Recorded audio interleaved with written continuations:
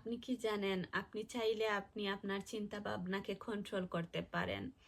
আপনি ভালো বা খারাপ কোন অনুভূতি ফিল করবেন সেটা আপনি নিজে ডিসাইড করতে পারেন।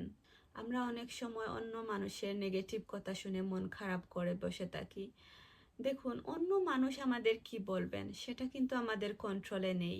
কিন্তু সেটা শুনে আমরা মন খারাপ করে বসে থাকবো, নাকি এক কান দিয়ে শুনে আরেক কান দিয়ে বের করে দিব, সেটা আমাদের কন্ট্রোলে আছে।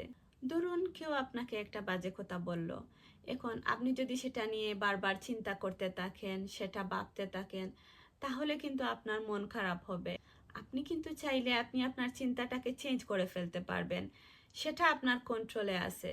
কারণ আপনার ভাবনাটা আপনিই ভাবছেন, সেটা আপনাকে অন্য কেউ ভাবিয়ে দিচ্ছে না। এখন আপনি সেম ভাবনাটা ভেবে যেতে পারেন, আবার এই ভাবনাটা চেঞ্জও করে ফেলতে পারেন। সত্যি কথা বলতে, আমরা যদি আমাদের চিন্তা ভাবনা সম্পর্কে একটু সচেতন হই এবং সেটাকে কন্ট্রোল করতে পারি, তাহলে আমরা অনেক ভালো এবং খুশি থাকতে পারবো।